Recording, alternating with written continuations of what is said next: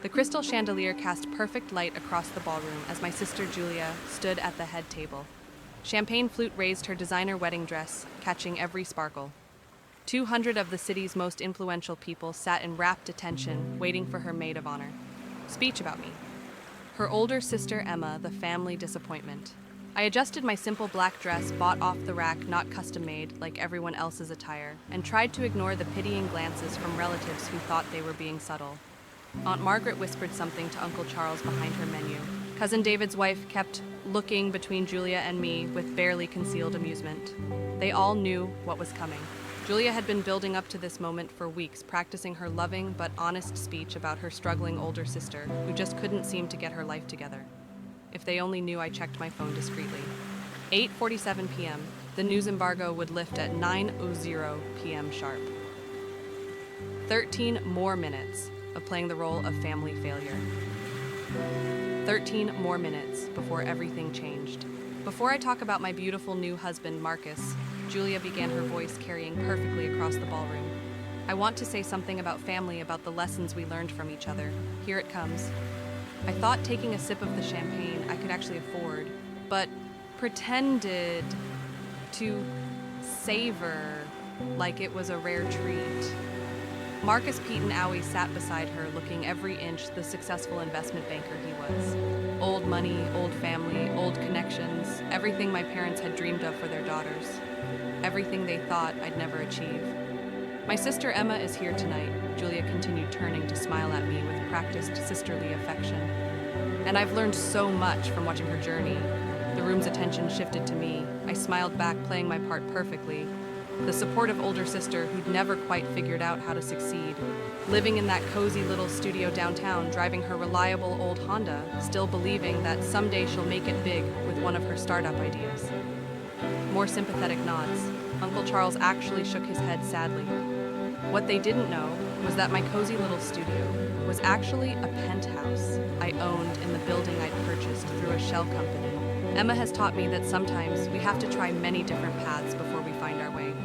She's worked so many different jobs, lived in so many tiny apartments, struggled with so many failed business ventures. Murmurs of sympathetic understanding rippled through the crowd. Poor Emma, still trying to find herself at 32. She's currently working as a freelance consultant, Julia said, making it sound like a euphemism for unemployed.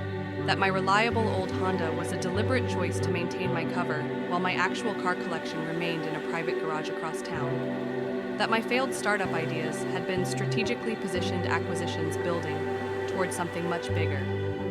But, you know what I've learned from Emma? Julia's voice grew stronger, more confident. I've learned what not to do. I've learned the importance of realistic goals, of practical choices, of not chasing impossible dreams. The room was eating it up. Here was beautiful, successful Julia, married to the perfect man, sharing wisdom learned from her cautionary tale of a sister. Emma. I hope that being here tonight, seeing what real success looks like, what a stable relationship built on shared values and practical foundations can achieve, will inspire you to finally let go of those fantasies and embrace reality. She raised her champagne flute higher. To my sister Emma, who never learned success, maybe marriage will teach her what she couldn't learn on her own. The crowd began to raise their glasses, ready to toast my enlightenment. I raised mine as well, smile perfectly in place. But then something happened that Julia hadn't planned for. The large television screens throughout the ballroom, usually showing a slideshow of wedding photos, suddenly flickered. The hotel's automated newsfeed system, programmed to interrupt for breaking news, had been triggered. Burry Kingney, the anchor, announced, her voice cutting through the ballroom chatter. We interrupt with a developing story. Local woman becomes youngest billionaire in state history. Julia's champagne flute froze halfway to her lips.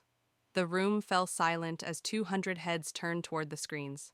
Emma Rodriguez, 32, of downtown Chicago, has been revealed as the anonymous founder and CEO of Quantum Dynamics, the artificial intelligence company that was just acquired by tech giant Meridian Corp for $4.7 billion.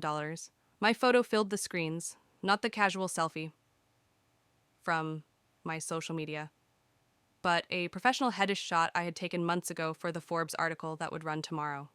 Rodriguez secretly built the company over the past 5 years, while maintaining a low public profile.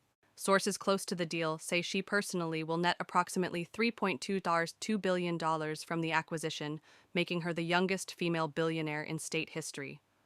The silence in the ballroom was deafening. I could hear the air conditioning humming, the distant sound of kitchen, staff, cleaning up, dinner, service, someone's jewelry tinkling as they turned to stare at me. Julia's mouth hung open. Marcus looked like he'd been slapped. My parents seated at the family table. Rodriguez declined to comment for this story, but sources say she plans to use her newfound wealth to expand into aerospace technology and renewable energy systems. The news report ended, returning to the wedding slideshow, but no one was looking at pictures of Julia and Marcus anymore. 200 pairs of eyes were fixed on me. I stood slowly smoothing my simple black dress, the same dress that now looked understated rather than budget-conscious.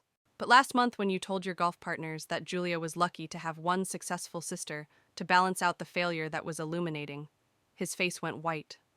Apparently he'd forgotten about that conversation at the country club, not knowing I'd been there having lunch with a potential investor.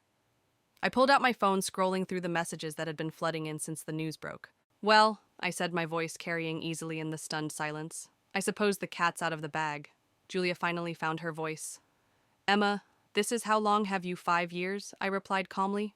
"Since right after you told me at Christmas that I needed to get serious about my life and stop embarrassing the family with my silly computer hobby." I turned to address the room, all those influential people who'd spent the evening pitying me. I want to thank my sister for her touching speech. She's absolutely right that I've learned a lot from watching family dynamics. I've learned the value of staying quiet while you're building something. I've learned that people judge success by appearances rather than substance. And I've learned that sometimes the best revenge is simply succeeding. Marcus stood up shakily. "Emma, if I said anything tonight that seemed you didn't say anything tonight," Marcus appeared to be having trouble breathing. Quantum dynamics revolutionized machine learning algorithms for financial modeling. The news anchor continued. The company's AI systems are currently used by major banks and investment firms worldwide, including the list included Marcus's own firm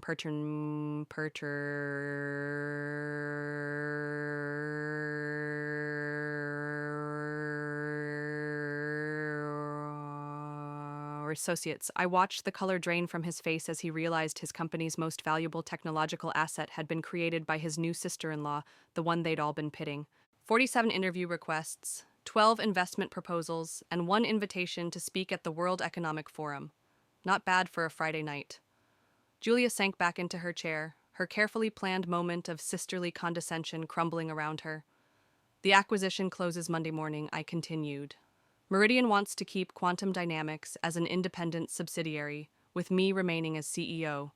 I'll be announcing my next venture shortly after." I turned back to Julia, whose perfect wedding makeup couldn't hide her shock. "You mentioned that seeing real success might inspire me. You're absolutely right. Seeing how obsessed this family is with appearances over substance inspired me to build something real, something that couldn't be dismissed or explained away." My phone buzzed, a text from my assistant. "Forbes wants to move the interview to tomorrow morning. Cover story confirmed for Monday issue. Consider it a wedding gift to keep thinking about realistic goals versus impossible dreams." "I should probably go," I said, gathering my small purse. "I have an early meeting with Forbes tomorrow, something about a cover story." I leaned down to kiss Julia's cheek, lowering my voice so only she could hear. "Congratulations on your marriage." "Sis, I hope Marcus appreciates that he just married into a billionaire family, though technically through me, not you." As I walked through the ballroom toward the exit, the silence followed me.